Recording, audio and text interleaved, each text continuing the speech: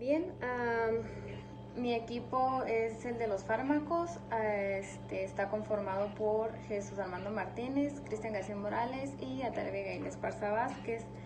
Em, Vamos a hablar sobre lo que es la fisión nuclear, la fusión nuclear y rayo láser. Em, la fusión y fisión nuclear son bastante confundibles en el simple hecho del nombre, pero son totalmente diferentes. En lo personal me tocó hablar sobre la fusión nuclear. La fusión nuclear es el proceso por el cual dos o varios átomos ligeros se unen para conformar un solo núcleo más pesado. La fisión nuclear lo que hace es que un solo núcleo pesado se separe en varios y se aligere la carga, ¿verdad? Pero ese tema lo va a platicar mi compañero Jesús Armando Martínez. Yo solamente hablaré sobre lo que es la fusión nuclear. La fusión nuclear, para que tenga una reacción de fusión es necesario alcanzar altas cotas de energía que permitan que los núcleos se aproximen a distintas distancias muy cortas en las que la fuerza de atracción nuclear supere las fuerzas de repulsión electrostática. Para lograrlo, la energía necesaria se puede utilizar de aceleradores de partículas o recurrir al calentamiento de temperaturas pues muy elevadas, ¿verdad? Asimismo, pues es necesario garantizar el confinamiento y control de plasma a altas temperaturas en la cavidad de un reactor. También es necesario lograr una densidad de plasma suficiente para que los núcleos estén cercas unos de los otros y puedan dar lugar a las reacciones de fusión. Sin embargo, los confinamientos convencionales como las paredes de vasija no son factibles debido a las altas temperaturas. La fusión por confinamiento inercial, esta consiste en que en crear un medio tan denso de las partículas que casi tengan una posibilidad de escapar sin chocar entre ellas. La fusión por confinamiento magnético, esta consiste en que las partículas eléctricamente cargadas de plasma sean atrapadas por un espacio reducido por la acción del campo magnético. Y bueno, eso es todo de mi parte. Jesús Armando Martínez va a hablar sobre la fisión nuclear y cómo se conforma. Ok, buen día. Vamos a ver ahora acerca del tema de fisión nuclear. La fisión, vamos a ver pues qué es la fisión nuclear, alguna otra fisión que se deriva de esta, cómo es que se produce y pues en pocas palabras, qué es la fisión nuclear. Tanto la fisión nuclear como la fusión nuclear son reacciones nucleares que liberan energía almacenada en un núcleo del átomo. Hay importantes diferencias entre ambas, aunque suenan un nombre pareciera que se derivan de estas, pues no es así. Hay diferencias entre cada una de estas. La fisión nuclear es la separación del núcleo, es decir, de un núcleo que tenemos, por ejemplo vamos a tomar como nuestro núcleo, que es un núcleo, lo podemos ver algo grande. La fisión nuclear lo que se deriva es la separación del núcleo en núcleos más pequeños, es decir, tenemos este núcleo y se hace más pequeño. Eso es lo que es nuestra fisión nuclear, mientras que la fusión nuclear es la combinación de este núcleo pequeño con este núcleo pequeño, y así se unen y generan un núcleo aún mayor con un peso mayor. Entonces, aunque pareciera que es parecido, como decía nuestra compañera Natalia, no es lo mismo y tenemos que tener en cuenta estas diferencias. La fisión nuclear es la separación del núcleo en núcleos más pequeños. Y la fusión nuclear es fusionar dos núcleos livianos más pequeños o de poco peso hacia uno, lo cual va a generar un peso aún mayor. Entonces tenemos que tener en cuenta estas características y que son diferentes uno del otro, aunque pues, se puede ser confundible al no leer bien. Entonces vamos a entrar un poquito más a lo que es la fisión nuclear. Entonces, como veamos, la fisión nuclear trata de una reacción en la cual un núcleo pesado se divide en dos para generar dos núcleos más livianos al anterior. Es decir, como decíamos, si dábamos el ejemplo, tenemos este núcleo, cual tiene cierto peso, es un peso mayor, y la fisión lo que hace es los divide y nos genera dos núcleos más ligeros al anterior que teníamos. Entonces, nos divide nuestro núcleo y nos aligera esa carga que tenemos. Esto se puede generar por medio de bombardeo con neutrones, y lo cual puede provocar al núcleo que se haga inestable y se descompone en dos núcleos, ¿sí? La cual la masa de tienen el mismo orden de magnitud y su suma es ligeramente inferior al núcleo original, ¿sí? Entonces obtienen la misma magnitud, su misma masa de magnitud, y sumados es inferior por poco a la masa original, ¿sí? al original. Y esto pues origina un gran desprendimiento de energía y la emisión de 2 o 3 neutrones. Entonces, en pocas palabras, fisión es la separación de un núcleo en dos, dejando el mismo orden de magnitud y sumados con una masa, si lo sumamos es una masa inferior a la que teníamos anteriormente en el núcleo original, por decir así. Estos neutrones que son liberados, estos 2 o 3 neutrones, a su vez pueden ocasionar más fisiones, ¿sí? Más fisiones a las que teníamos en un principio. ¿Cómo se hace esto? Pues al interaccionar con el núcleo, con otros núcleos fisionables también, emitirán nuevos neutrones y así poco a poco sucesivamente. Este efecto lo conocemos como efecto multiplicador y lo vemos también como reacción en cadena. ¿Qué es una reacción en cadena?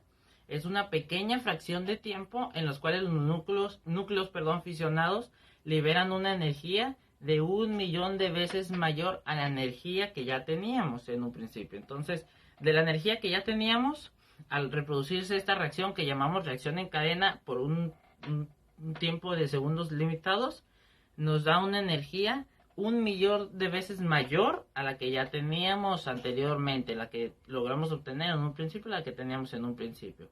Entonces, esto es lo que pasa. Si logramos que un solo neutrón de los cuales fueron liberados produzca una fisión posterior, el número de fisiones que tiene en un solo lugar por unidad de tiempo es constante y la reacción que vamos a tener va a ser una reacción controlada. Este descubrimiento fue hecho por Otto Hahn y Lise Meitner, y que fueron los únicos pues en realizar esto y pues los únicos en obtener el premio Nobel por el mismo. De la fisión nuclear pues se deriva también la fisión fría, la cual es la fisión fría. Son fragmentos con tan baja energía que no logran emitir neutrones. La excitación de esta fisión pues no es muy grande, no logra emitir muchos neutrones. Sin embargo, ha habido casos en los que al observar esto, la rotura de pares de nucleones, los cuales se manifiestan como una igual probabilidad de obtener fragmentos con un número par o impar de nucleones. Entonces, esto es en pocas palabras lo que es la fisión nuclear. Entonces, repasando un poquito, la fisión nuclear es la separación de un núcleo en dos núcleos más livianos. Y decíamos que tenemos que tener en cuenta lo que era fisión nuclear y fusión nuclear para no confundirnos con esta. Fusión es la unión de dos núcleos, de dos núcleos en uno, fisión nuclear, la división de ese núcleo mayor en dos núcleos menores a este. Entonces tenemos que tener en cuenta esas características. Ya vimos qué es la fisión nuclear, cómo es que se genera por medio de ese bombardeo de neutrones, la gran cantidad que podemos llegar a obtener si logramos este procedimiento correcto. Vimos quién lo genera, pues fue por Otto Hahn y Louis Meitner, los cuales obtenieron el premio Nobel por este experimento, esta reacción. Y pues tener en cuenta más que nada que fusión nuclear y fisión nuclear no es lo mismo, ¿sí? Tener en cuenta estas características, ¿sí? Entonces eso es todo, gracias. Buenos días, a mí me tocó hablar sobre el rayo láser. De forma general, los láseres constan de un medio activo capaz de generar el láser. Hay 4 procesos básicos que se producen en la generación de láser, denominados bombeo, emisión espontánea de radiación, emisión estimulada de radiación y absorción. Bombeo se provoca mediante una fuente de radiación, como puede ser una lámpara, el paso de una corriente eléctrica o el uso de cualquier otro tipo de fuente eléctrica. Esta puede provocar una emisión. La emisión espontánea de radiación son esos electrones que vuelven al estado fundamental que emiten protones.